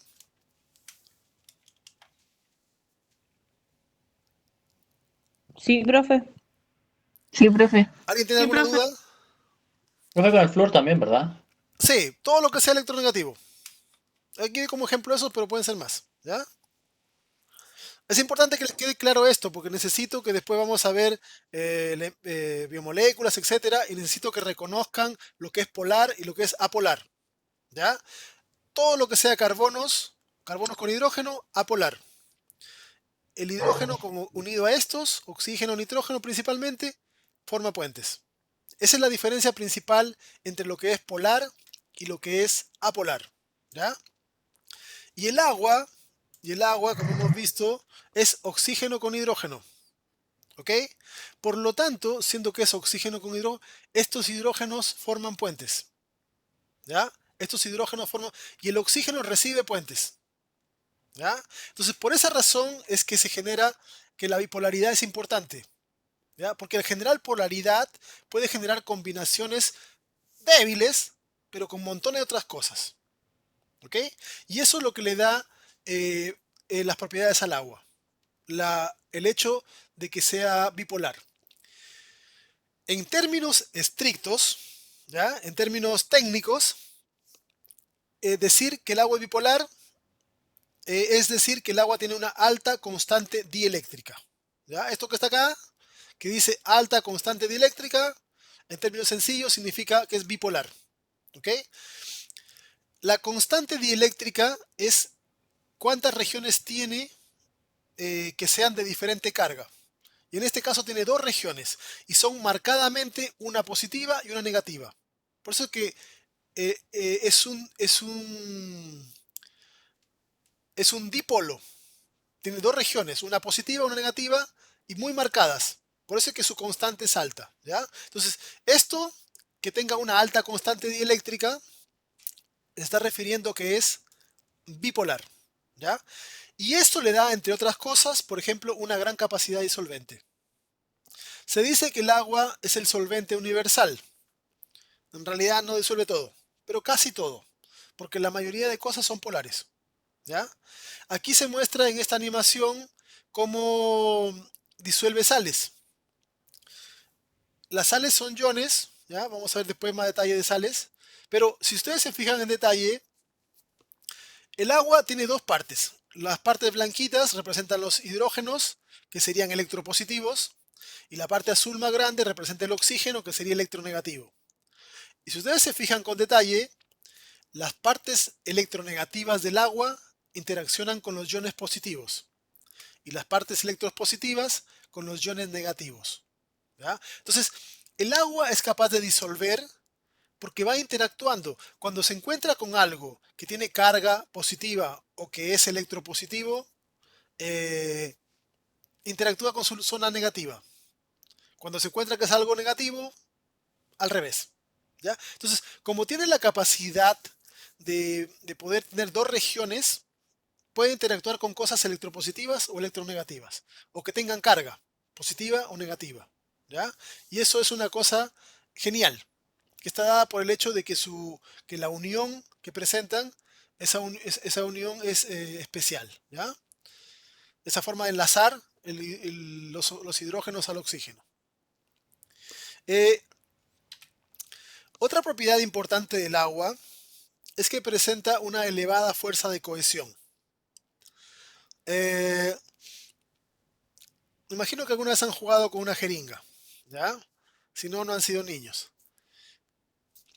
Si ustedes toman una jeringa con agua y la tratan de aplastar, ¿ya? No van a lograr empujar mucho el émbolo, porque las moléculas de agua están unidas unas con otras, ¿ok? Porque tienen elevada fuerza de cohesión. Pero si hacen lo mismo con la jeringa con aire, ¿ya? Las moléculas de aire están más separadas y uno puede apretar bastante el émbolo, ¿ok? Entonces, eso hace de que el agua sea un líquido que se comprime muy poco, ¿ok? El agua en su estado líquido, ¿ok? Porque en el estado líquido donde mantiene esas estructuras de formación permanente, de movimiento, de enlaces que se están moviendo, rompiendo, y el hecho de que sea una molécula pequeñita le da las características de fluido, ¿ya? En el estado gaseoso las moléculas de agua ya están separadas, están disgregadas, y en el estado sólido se mantienen unidas con enlaces puente de hidrógeno pero permanentes, así que tienen estructuras absolutamente diferentes, ¿ok? ¿De qué les sirve a los seres vivos que el agua tenga una baja fuerza de cohesión? O sea, que tenga una alta fuerza de cohesión. Tiene que ver con la presión atmosférica y eso, ¿no? ¿Ya? ¿Qué tendría que ver con la presión? No sé, se me ocurrió, por eso le dije, así como pregunta, no estoy seguro. Sí, las propiedades están aplicables con el agua en estado líquido. ¿Ya? Ya, tiene que ver con la presión. ¿Qué tiene que ver con la presión? Nosotros estamos compuestos por agua, Ya, nos permite... nosotros estamos compuestos por agua. Tenemos 60-70% de agua en nuestro cuerpo, ¿cierto? Ahora, ustedes saben que la presión atmosférica es diferente. A nivel del mar hay una presión, si suben 2000 metros hay otra presión, si se meten dentro de una piscina o del mar y se sumergen, aumenta la presión. ¿Ok? Entonces, nos la permite presión mantener... va variando dependiendo de dónde estemos. Imagínense que el agua se comportase como el aire, que pudiese comprimirse. ¿Qué nos pasaría a nosotros si nos metemos a una piscina? Si nos sumergimos unos pocos metros. Nuestro cuerpo empezaría, Achicaríamos, ¿no? claro, empezaría a compactarse, a comprimirse. O si vamos a una montaña donde hay menos presión, empezaríamos a expandirnos. ¿Ok? Y eso sería terrible para las estructuras celulares, porque empezarían a apretarse los tejidos, los órganos, los organelos dentro de las células, etcétera. Pero gracias a que el agua se comprime muy, muy poco, se mantiene la estructura de tejido, la estructura de la célula, etcétera. ¿Ya? Eso es importante, esta fuerza. ¿Quién da esta fuerza de cohesión? Los puentes de hidrógeno. Así como hay elevada fuerza de cohesión, también hay elevada fuerza de adhesión. ¿Ya? El agua es un líquido que moja, ¿ya? Aunque suene chistoso, pero hay líquidos que no mojan. Si alguna vez han jugado con mercurio, cosa que no se recomienda, ¿ya? Pero si alguna vez se les ha roto un termómetro o lo que sea, eh, habrán visto de que el mercurio se separa de las cosas. No se pega a las cosas, porque el mercurio es apolar. ¿Ok? En cambio, el agua es polar. Y la mayor parte de las cosas son polares. Entonces, si ustedes, por ejemplo, alguna vez les ha pasado que una hoja, con una hoja, una punta de la hoja tocó el agua trepó por la hoja, ¿ya? Y se mojó gran parte de la hoja. Porque el agua moja. Y mojar significa que se pega a las cosas. ¿Ok? Eh, porque como interactúa con sus zonas polares, ya sean negativas o positivas, con los recipientes, etcétera, va adhiriéndose a las cosas. ¿Ya? ¿Cómo se adhiere? Por puentes de hidrógeno. ¿Ok? Todo tiene que ver con la polaridad.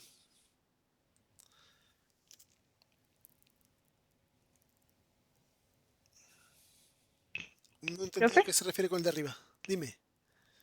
Entonces, no podríamos decir que todas las siguientes propiedades son como subpropiedades de la bipolaridad del agua. Son O derivadas. s- ya, pero aún así se consideran como, o sea, como independientes o las estudiamos, por ejemplo, ahora sí como con numeritos, po. Sí, se consideran como propiedades independientes. Porque si bien todas dependen de la capacidad del agua de ser bipolar son propiedades separadas. La, Ay, la capacidad de poder disolver cosas, de mantenerse cohesiva, de adherirse a las cosas, se las considera como propiedades diferentes. ¿Ya? Aunque todos derivan de la propiedad molecular de ser bipolar, se las considera como propiedades independientes. ¿Ya? Ya. Todos los seres que son multicelulares eh, necesitan sistemas de circulación. ¿Ya? Nosotros tenemos nuestro aparato circulatorio, las plantas tienen sus aparatos vasculares, los hongos tienen sus redes de hifas, etcétera, etcétera. Si el agua no fuese capaz de adherirse, no se podría lograr que se movilicen nutrientes a lo largo de decenas de metros, como ocurre, por ejemplo, en los árboles. ¿Ya? Entonces, la capacidad del agua de poder moverse por capilares, de poder adherirse a las cosas, ha sido importantísima para los seres vivos, para todo lo que son redes de transporte.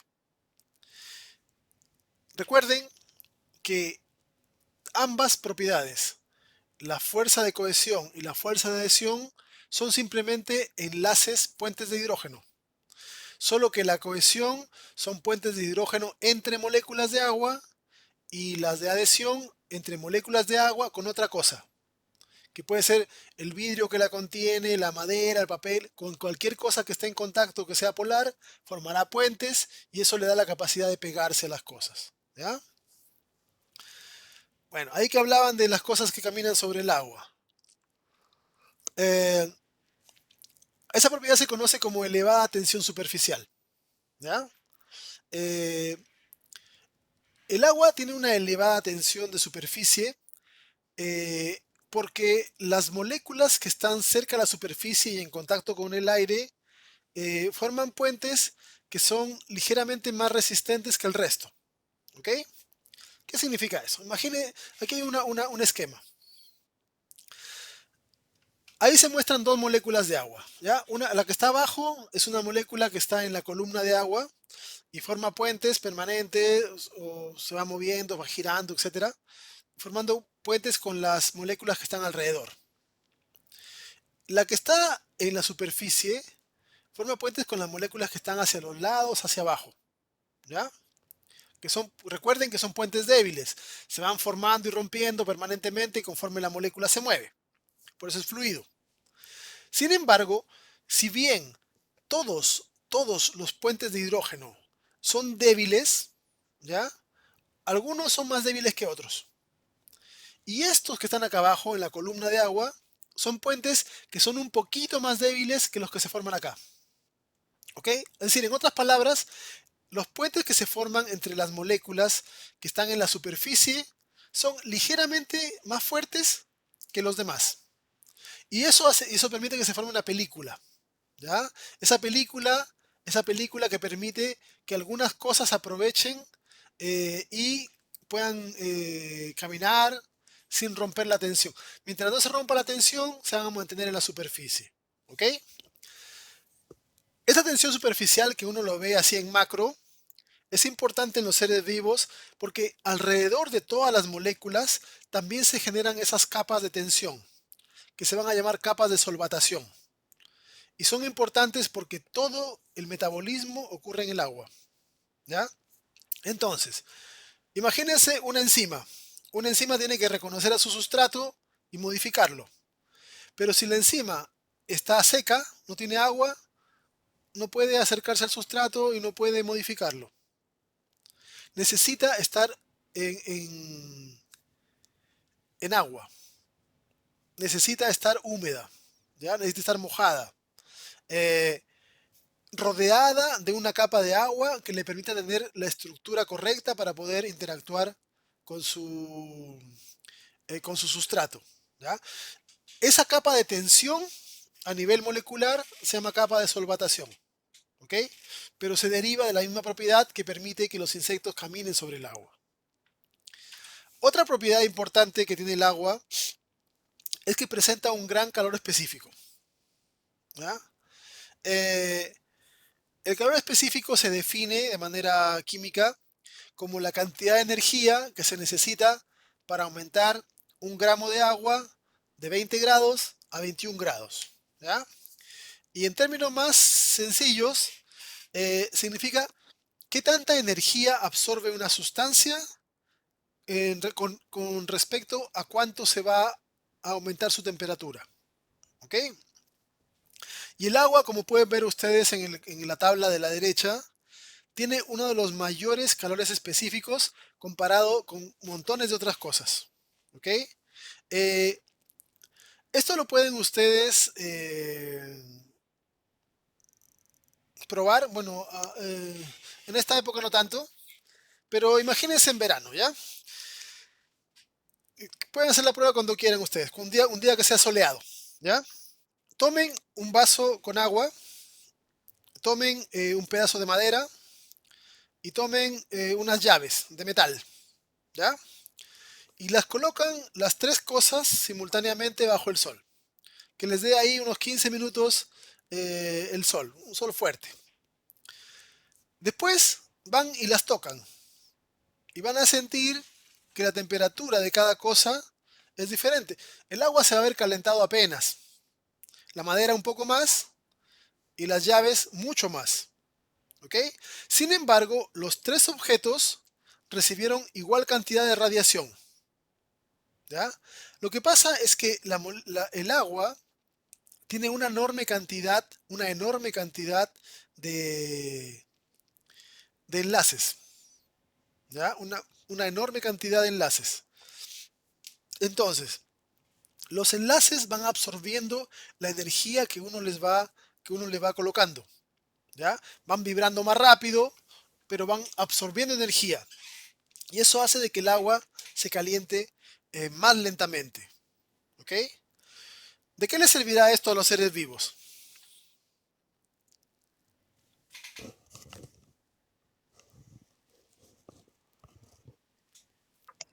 Para mantener su temperatura. Eso mismo. Es una de las razones. ¿Ya? Aportar a la homeostasis. Homeostasis de temperatura corporal. ¿Ya? Fíjense ustedes, por ejemplo, el alcohol. Dice etilalcohol. ¿Ya? Si nuestro cuerpo tuviese alcohol en lugar de agua, ¿ya?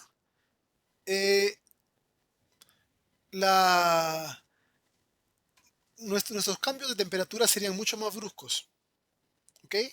Pero piensen esto. Uno puede estar toda una mañana bajo el sol. ¿Ya? Es obvio que tenemos más mecanismos que simplemente el agua. Pero aún así, si estamos toda una mañana al sol, nuestra temperatura va a pasar de 37 a 38 y si hace mucho sol y nos da insolación, 38 y medio, como mucho. ¿Ok? Pero varía poquitito. Pero si tuviésemos otro tipo de líquido, ¿ya? En lugar de agua, en esa misma mañana podríamos llegar arriba de 50 grados. ¿Ok? Entonces, el agua es importante porque permite mantener regulada la temperatura corporal. Por lo menos en ciertos rangos. ¿Ya? Siempre cuando uno ya exagera, se empiezan a generar mayores distorsiones. Pero sirve bastante para mantener la temperatura de los organismos. Y no solo de los organismos, también de los ecosistemas. ¿Ok? Talca es un infierno en verano y es un témpano en invierno, porque no tenemos ninguna masa de agua cerca que regule la temperatura. ¿Ya? No tenemos ningún lago cerca que nos ayude a regular. Pero las ciudades de las playas, las ciudades que están a orillas de un lago, su temperatura es mucho más moderada. No se calientan tanto ni se enfrían tanto, porque el agua absorbe energía y la libera. Cuando hay mucha energía en el día, absorbe energía, en la noche va liberando y así va regulando la temperatura. ¿Ok? Y también regula en general la temperatura del planeta, con todo lo que son las corrientes marinas. El agua fría de los polos se mueve hacia el ecuador, el agua cálida se mueve hacia los polos y así se va normalizando un poco la temperatura del planeta. ¿Ok? Entonces, en ese sentido, esta propiedad del agua, ¿ya? También ha sido tremendamente importante para el establecimiento de la vida en todos los rincones de la Tierra. Una propiedad que está asociada con esto es la que se conoce como la de elevado calor de vaporización. ¿Ya? El elevado calor de vaporización se refiere al hecho de que el agua pasa del estado líquido al estado gaseoso cerca de los 100 grados. ¿Ya? Puede variar dependiendo de la altitud y de la presión, pero más o menos 100 grados. ¿Ok? Ahora, piensen ustedes cuántos lugares de la superficie del planeta están cerca de 100 grados o arriba de 100 grados.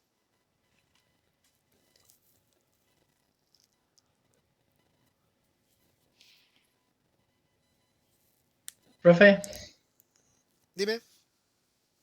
así una duda que igual como que la han intentado explicar en el colegio, pero como que nunca la entendí muy bien. Que por ejemplo cuando el pavimento está caliente, no alcanzas a tener 100 grados. Y si uno le deja caer el agua, igual como que se evapora. Entonces no. Ah, lo que pasa es que una cosa es evaporación y otra cosa es vaporización. ¿Ya? El agua se empieza a evaporar desde los 30 grados, 40 grados, ya se empieza a transformar en vapor. ¿Ya? Eh, lo que pasa es que hay una diferencia. Cuando uno dice que el agua se vaporiza, es cuando tú tienes agua y grandes cantidades simultáneamente están transformándose del estado líquido al estado gaseoso. ¿Ya? Pero por ejemplo, cuando uno transpira, ¿ya? También el agua que tiene en la piel Se también se evapora. evapora, también se evapora. Y nuestra piel no está ni siquiera a 40 grados, ¿ya? Entonces, no es lo mismo la evaporación, ¿ya? Que que la vaporización, ¿ok? Eh, Vaporización es cuando completo se hace gas. claro, cuando grandes cantidades están transformándose de un estado al otro, de líquido a gaseoso, ¿ya? En cambio, la evaporación es que pequeñas cantidades están pasando porque tiene que ver con la presión de agua en la atmósfera, ¿ok? Porque hay equilibrios. Eh, en los lugares que son más secos, uno puede notar que la transpiración que está como agua sobre la piel, se desaparece más rápido.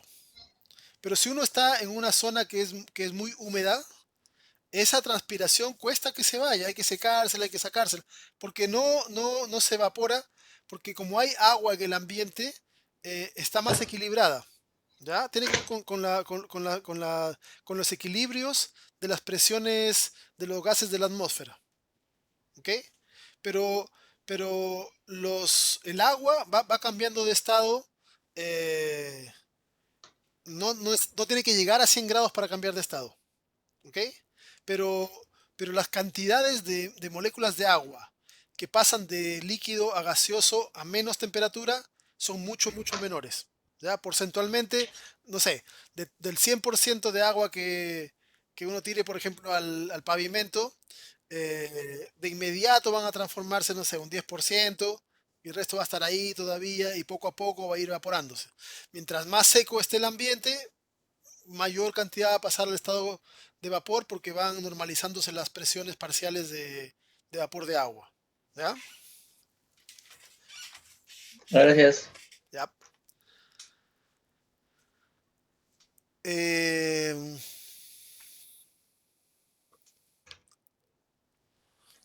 ya. Lo que les preguntaba. Pocos lugares del planeta están a 100 grados o cerca de 100 grados. Los volcanes, algunos geysers, etcétera. Entonces, el hecho de que bueno, las temperaturas más altas, por ejemplo, que se han registrado en los desiertos, en algún desierto ha sido como 48 grados, ¿ya? Entonces, eso significa que la mayor parte del planeta no tiene temperaturas ni siquiera la mitad del calor de vaporización. Y eso es genial porque ha permitido conquistar casi todos los ecosistemas, ¿ya? Eh, porque si viviésemos en un ambiente, o por ejemplo, si el agua se evaporase, pasase el estado de vapor a 50 grados, rápidamente estaríamos perdiendo agua. Nos deshidrataríamos con mucha mayor facilidad. ¿Ya? Entonces es genial de que el agua recién pase a vapor, cerca de los 100 grados. También en este punto el agua es una de las moléculas que tiene el punto de ebullición más alto, ¿ya? Aquí, como pueden ver en la tabla, apenas el butanol es uno de los alcoholes que tiene un punto de ebullición más alto que el agua, pero como pueden ver, el calor que se requiere para transformar el agua, joules por gramo, es mucho más alta que cualquier otro. ¿Ok? Otra de las cosas importantes que tiene el agua y que ha servido de manera vital para que exista la vida es el tema de la densidad. En casi todas las cosas, el estado sólido es más denso que el estado líquido. ¿Ya? Si ustedes imaginen, tienen una fundición. Están fundiendo hierro o plata o cualquier metal. ¿Ok? Es decir, tienen ahí hierro fundido, está líquido, caliente. Y le tiran encima una barra del mismo metal, esa barra se hunde.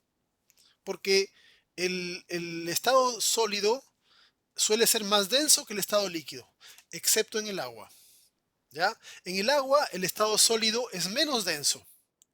Y la razón de que sea menos denso es que cuando tenemos el agua en estado líquido, como se ve acá a la derecha, las moléculas de agua se están moviendo unas con respecto a otras. Y están formando enlaces y rompiendo enlaces. Pero eso les permite estar más cerca o más juntas unas de otras. Más compactas. En cambio, cuando el agua se congela, las moléculas dejan de moverse. ¿Ya? Siguen vibrando, siguen moviéndose los átomos, pero en su posición. Y aquí se tienen que mantener enlaces, puentes de hidrógeno más estables. ¿Ya? Ahora, en este espacio que dejan, yo no puedo colocar otra molécula de agua, porque esa molécula de agua que yo colocase acá generaría distorsiones con las otras moléculas. ¿Ya?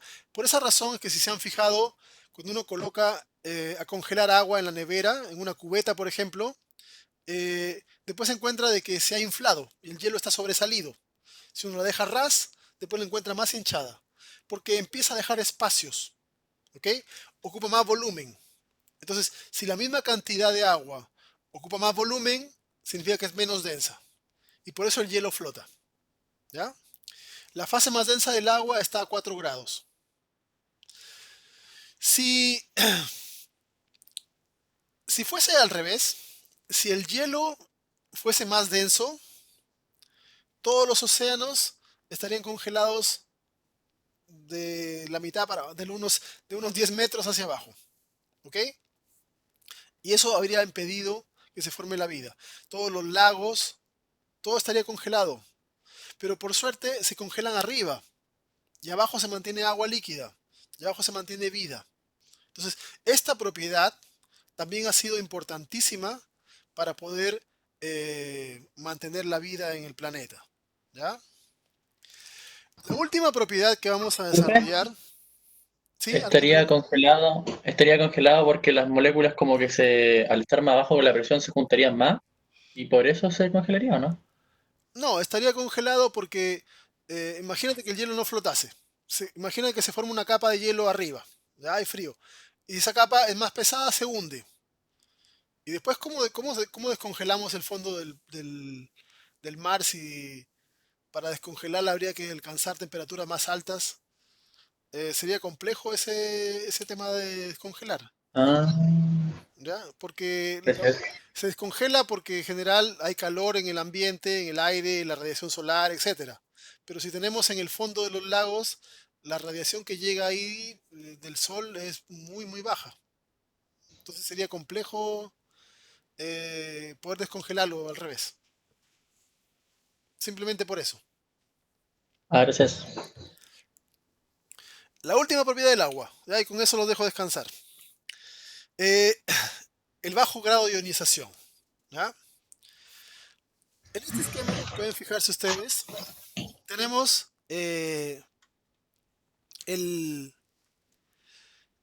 una molécula de agua, aquí, ¿ya?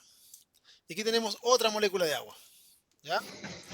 Aquí vemos que se ha formado un puente de hidrógeno porque este hidrógeno se sentía desamparado, abandonado por el oxígeno y formó una relación con el otro que está acá. ¿Ya? Como suele pasar en la vida.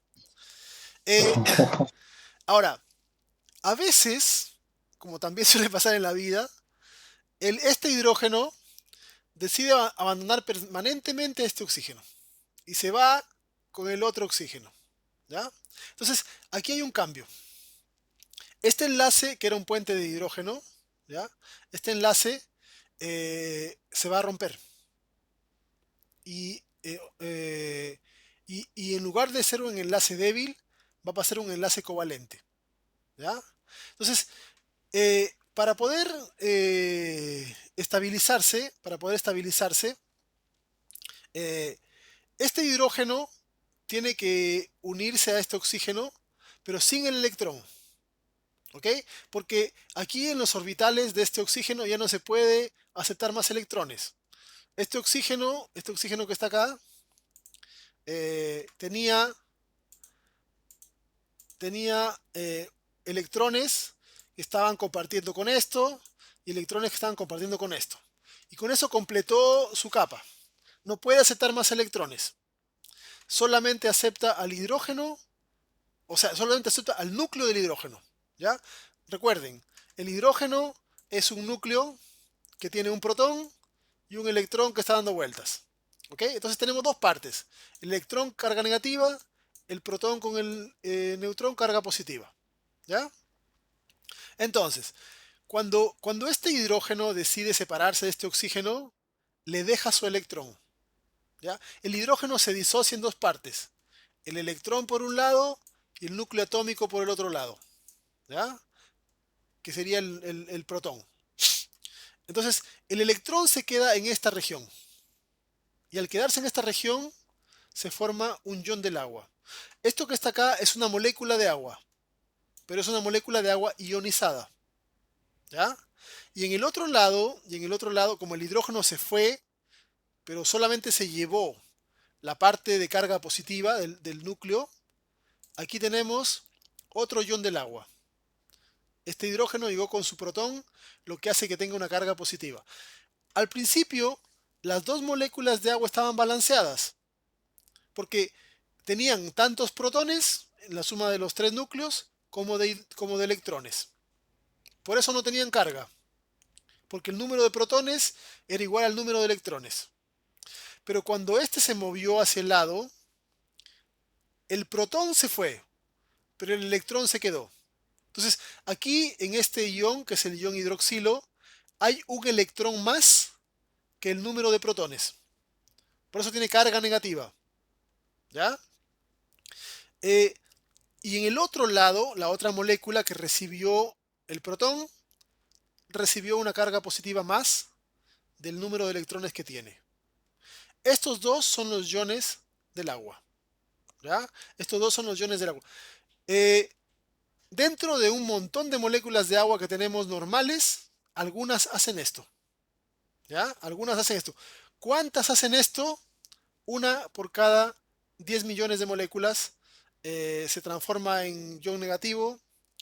Una por cada 10 millones de moléculas se transforma en ion positivo. ¿Ya? Y esto sirve para generar lo que se conoce como la escala de pH. ¿Ya?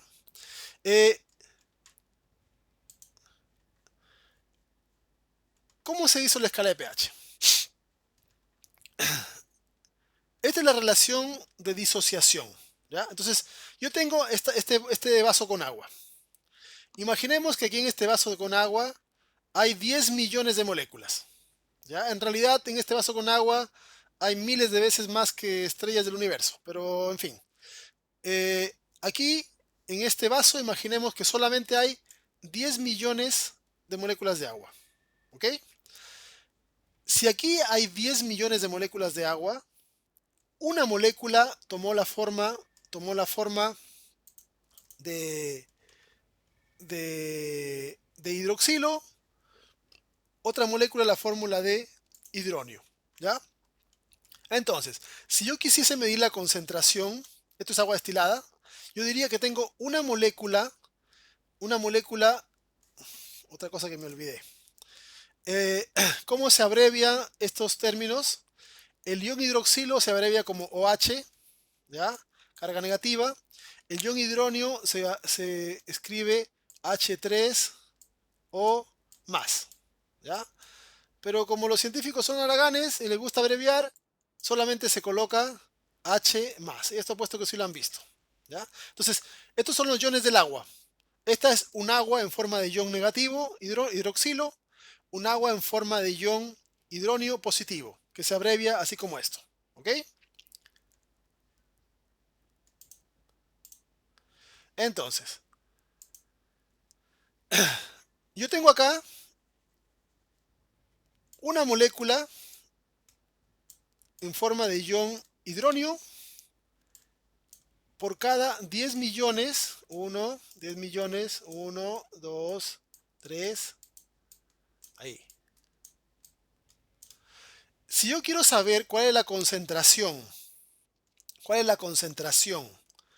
de iones de hidronio en el agua destilada, es esta, una por cada 10 millones, ¿ya? Por esa razón es que la propiedad se llama bajo grado de ionización, ¿ok? Porque se ioniza muy poco. De cada 10 millones de moléculas, una sola toma esta forma, ¿ok? ¿Se entiende hasta ahí? Ya.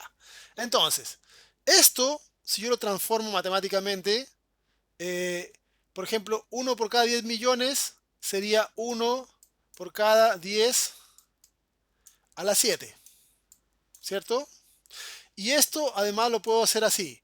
1 elevado a 10, o sea, 1 elevado a 10. ¿Cómo lo borro acá? Borrar esto.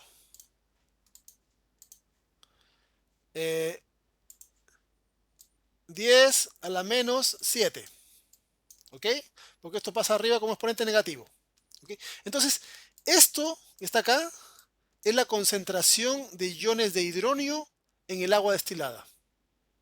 Pero trabajar con valores que además son exponenciales negativos es desagradable, ¿ya? Entonces, hubo un científico que se le ocurrió transformar estos valores que eran desagradables de trabajar en algo que fuese más simple. Y transformó e hizo una escala que es la famosa escala del pH, ¿ya? La escala de pH. Y el pH es igual al menos logaritmo de la concentración de protones. ¿Ok? ¿Cuál es la concentración de protones? 10 a la menos 7 en el agua destilada. Si yo reemplazo acá y saco el menos logaritmo de 10 a la menos 7, me da que el agua destilada tiene un pH de 7. Y eso es lo que significa el 7 del agua destilada. El 7 en realidad a mí me está diciendo cuántos iones, cuál es la proporción de iones de hidronio, cuántas formas de agua están así con respecto al total de agua, ¿ya? Y eso en términos generales es lo que se conoce como escala de pH. Si yo le pongo más protones, la escala se va haciendo menor. Si le quito protones, se va haciendo mayor. Y eso es una de las propiedades más importantes que tiene el agua, ¿ya? Vamos a repetir harto de pH, vamos a hablar de ácidos, de bases más adelante, porque es importante que les quede claro en qué consiste el pH, cómo funciona, ¿ya? Y cómo se mueve uno con respecto al otro. ¿Ok? ¿Tienen preguntas? ¿Están ahí? Sí, aquí estamos, profe. Sí, aquí estamos. ¿Tienen Profe, consultas? se supone... Estamos cansados. Sí, con esto vamos a terminar. eh, ¿Alguna duda? Vamos a empezar a trabajar con ácido y base ahora. Hoy día no, pero vamos a trabajar después con otras características de pH, de ácidos, bases, etcétera. Ah, ya, pero es necesario saber lo más general nomás. Las fórmulas no van a entrar, como para saber. Vamos a hacer ejercicios de pH más adelante. ¿ya? Es importante que conozcan cómo se mueve. Ustedes van a tener que aprender a trabajar, formar buffers, determinar pH y un montón de cosas. Entonces es importante de que conozcan los fundamentos de esta propiedad del agua, ¿ya? Vamos a hablar más Profesor, de pH, vamos a repetir otra vez cómo ocurre, qué se genera, etcétera, ¿ya? profe, ¿cuál es la solución buffer? Porque creo que ya la ha trabajado el año pasado, o el antes, una de dos. Una solución buffer es una solución